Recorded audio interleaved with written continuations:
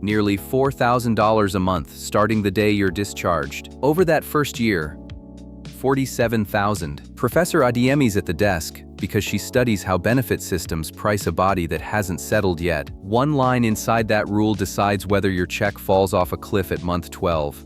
Pin that. This is Erica, and the rating has a name almost nobody says out loud: prestabilization. Title 38, Section 4.28. It exists because some injuries aren't finished moving when your service is. Rung 4 of the claim ladder, rate. Except this one rates you before anyone's sure what they're rating. I'm Liam, and my read is you'd need an exam first. You don't? You don't. The regulation says a Department of Veterans Affairs examination isn't required before they assign it. That's the part that stops people cold. Every other rating in the system runs through an exam room, and this one can be granted off what's already in your service treatment record. The evidence is the paper trail you built while you were still in uniform. That's the design, not an oversight. A schedule can price a condition once it holds still. When it won't, you either pay nothing while everyone waits, or you pay generously and check back. 1970 picked the second. Why? I can't tell you. The record doesn't say. It's aimed at a narrow moment, so be honest with yourself about the fit. If your condition is already stable at separation, this isn't yours. It's for the people still in treatment at a place like Walter Reed while the discharge paperwork clears, where the condition is still moving and the schedule can't price it honestly yet. Before you sell me on generous, the harder question is this. If they pay you before they examine you, what stops them taking it all back? Examine. That's the word the whole thing turns on, and we'll get to whose exam it is. Free guides are at va.professorerica.com while you're waiting. First, which tier you land on, because that's a $2,800 difference every month and almost nobody gets told which one they're arguing for. Quick honest ask while we are here. If this has been worth your time so far, hit like, then subscribe and ring the bell. I know everyone asks, but this one is free, and it is how a small channel like this actually grows.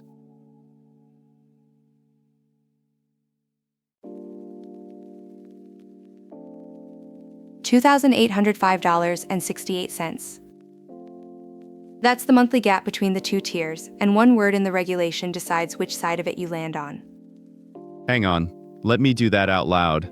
$3,938.58 at the top, minus $1,132.90 at the bottom. $2,805.68 a month. That's rent for a lot of people. So which word? Because one tier is about wounds that haven't closed and the other isn't. Unstabilized. The 100% tier reads unstabilized condition with severe disability, and then it adds a second test. Substantially gainful employment is not feasible or advisable. Both halves have to be true at once. The 50% tier is a different animal. Unhealed or incompletely healed wounds or injuries where material impairment of employability is likely. Not unstable, not healed yet. Wait, I had those backwards. I assumed unstable meant the wounds, and that severe meant… Liam. Severe means whatever the reader decides it means. Then how does anyone plan around it? That's fair, and I've been loose about it myself. 4.28 doesn't define severe anywhere. It borrows the weight from the rest of the schedule and moves on. The adjective is just the label on the Jar. Label on the jar. the jar, and your record is what's actually inside it. Make it real for me, Erica. Take a Marine separating with a shoulder that's been rebuilt twice and still isn't closed. Which tier is he? 50, on that description alone. The wound is open, and open wounds are the 50% language word for word. He only reaches 100 if the rest of the picture says work isn't feasible or advisable, and a shoulder by itself rarely says that. There's a catch. You can't have this if you already qualify for something better. Right, and this is where people misread it. If a total rating is immediately assignable under the regular schedule or on unemployability, prestabilization is off the table completely, because the entire point of it is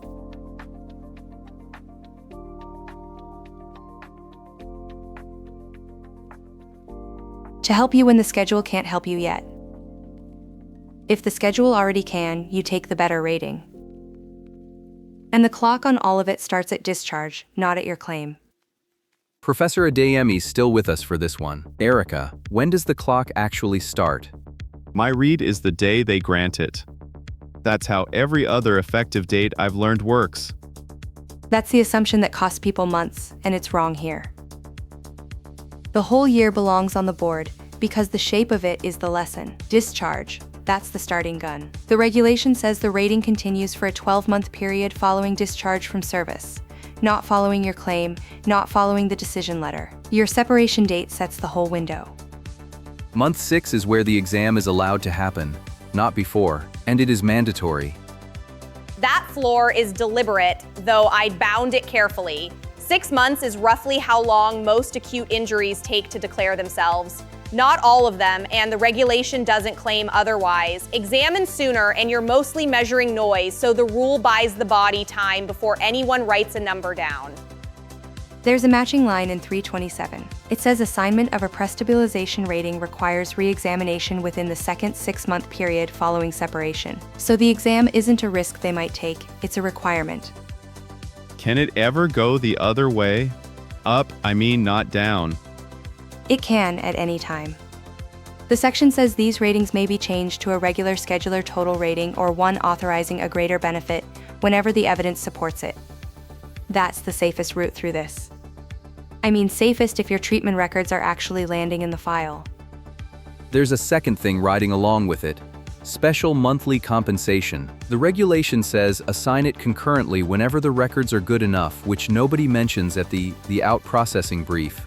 That one. My parents named me after a Norse wolf, and I still find VA acronyms harder to pronounce.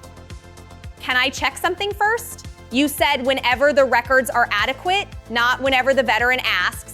That's the whole difference. A system that bundles late pays late, and late money in that first year is where separations wobble. File late and I burn my own months. Wait 8, and 8 are gone. You have. And wait until you hear the filing move at the end, because that one decides whether any of this reaches you at all. Professor Adiemi, thank you. The 6-month floor is the part I'm keeping. Glad to help. 12 months. From the day you take the uniform off, not the day the VA gets around to you.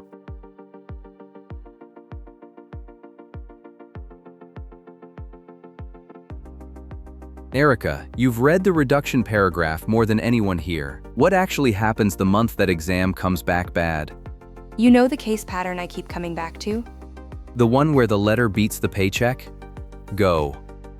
Take a composite from the sourced case files. Soldier separates with a spinal injury nobody can call yet, gets the 100% prestabilization rating and starts building a life around $39-38.58 a month. Month 7, the exam happens. The back has settled better than anyone expected, and on the regular schedule it's worth 30%. Month 7. 5 months early. Right, and 30% actually pays this. Let me get there myself. 39.38, take away 33.86. That's 552.47. That's not a cut. That's a different life. This is the line I promised you at the top. The regulation says that where the examination warrants a reduction, the higher evaluation continues to the end of the 12th month following discharge or to the end of the period provided under 3.105E, whichever is later. Read that last clause twice. Whichever is later.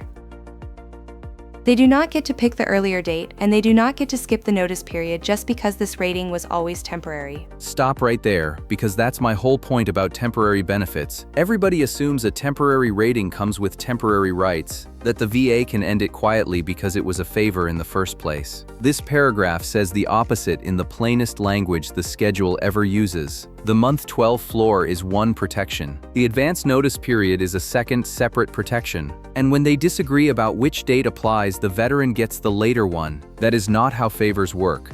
That's how Entitlements. Say it louder for the out processing brief.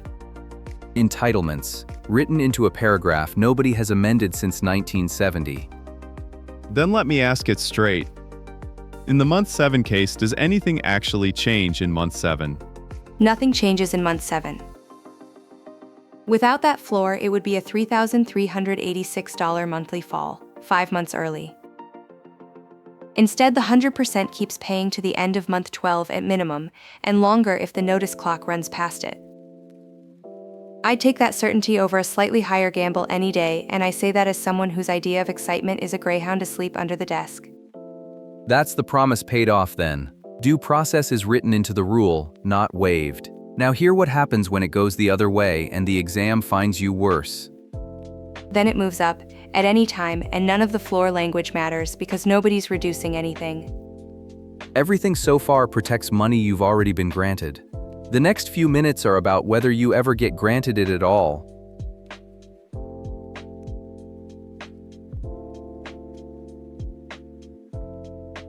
Here's what actually bothers me. 4 moves decide whether you ever see this, and the rule is from 1970 and still basically a secret. 4 moves. Let's fix it. Move 1, and this is the filing move I flagged earlier. It has to be in your service treatment record before you separate. Send this to anyone you know with a separation date inside the next year. Before, not after? Before. The VA says that evidence normally lives in your service treatment record. Get it written while you're still in. Document it before you separate. File early, answer the exam, and never ignore a proposal letter. Move 1 is the only one nobody can fix for you afterward. Move 2. File early, because the window runs from discharge, and every month you wait is a month you get back on the far end. It just shifts. It doesn't shift, Liam. 12 months from discharge, full stop. Waiting burns your own runway. Move 3. Go to the exam. It's required anyway. I mean, required of them to schedule, and missing yours is how people lose by default. And if the letter says they're cutting me, Cutting you when, though? Before month 12 or after? Those are 2 different answers. say month 8. Then nothing moves until month 12 at the earliest. But never ignore the proposal letter. What I'd actually do with those months is send evidence, not appeals, because you are not being reduced yet. Move 4 is the page itself. On va.gov, it's filed under Temporary Disability Prestabilization Rating, and the button is the same one as any other claim. Walk away with this. The adjective on your rating is just the label on the jar, and the jar only holds what you put in before you left. That jar is the only part of this nobody can fill in for you. If this bought you a month of pay you'd have lost, subscribe. We rebuild these numbers every December when the rates move. Here's the one we couldn't settle today. Should a rating this valuable really depend on paperwork filed before you leave? Tell us below. Get it in writing, get it in early, and take care of yourselves out there.